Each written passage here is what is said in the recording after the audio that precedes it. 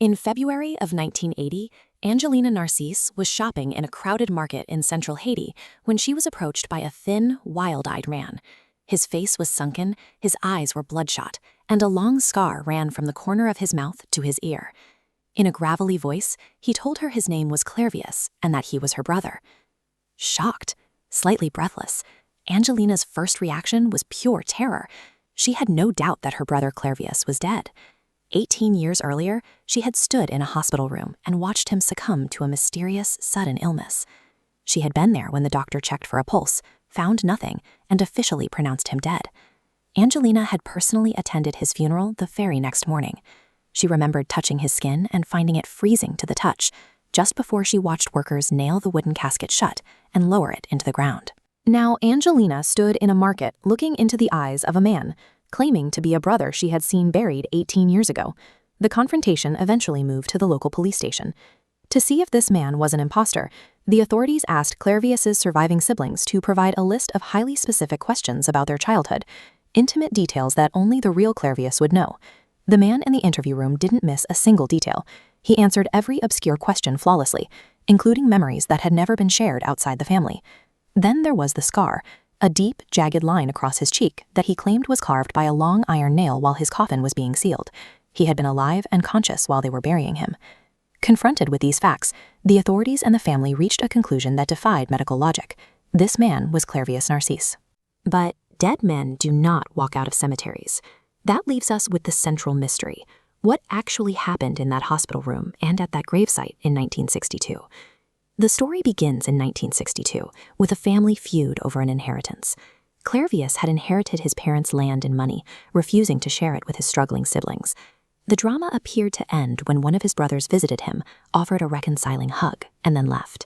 Immediately after that hug, Clairvius's health collapsed. He developed a sudden, catastrophic fever and began coughing up blood. Within hours, he was rushed to the hospital, barely conscious. Doctors found his lungs filling with fluid and his blood pressure reaching dangerous levels. They couldn't explain why it was happening or how to stop it.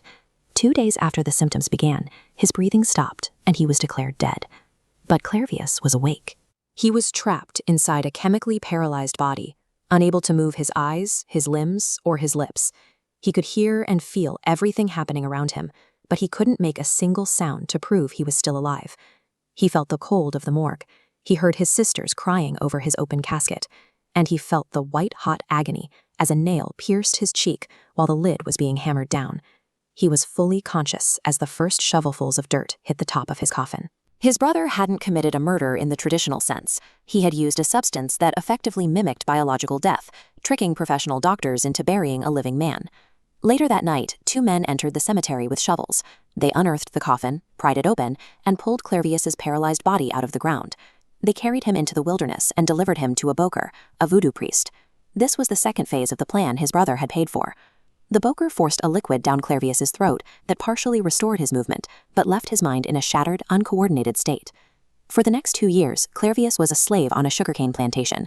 He was kept in a constant dissociative haze and forced to work with a machete from sunrise to sunset. He eventually escaped after another worker killed the bokor, but he didn't go home.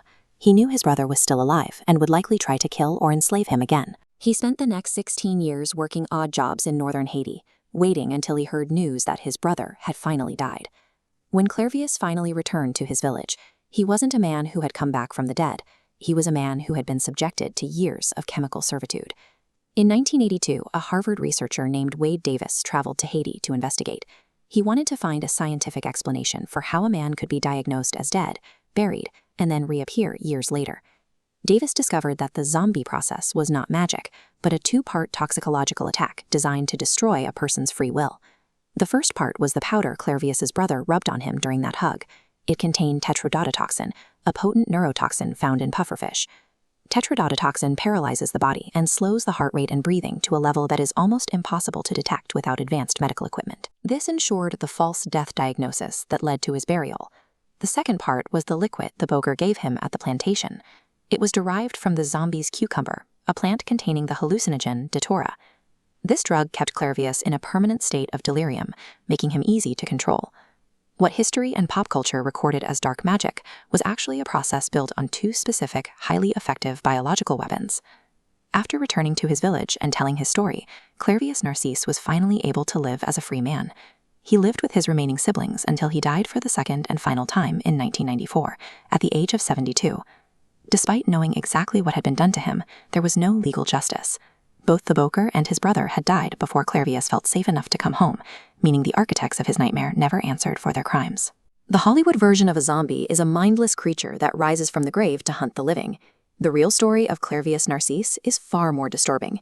He was a man whose own family used chemicals to steal his life and turn him into a slave.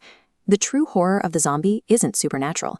It is the terrifying lengths to which human greed will go to weaponize the natural world against another person.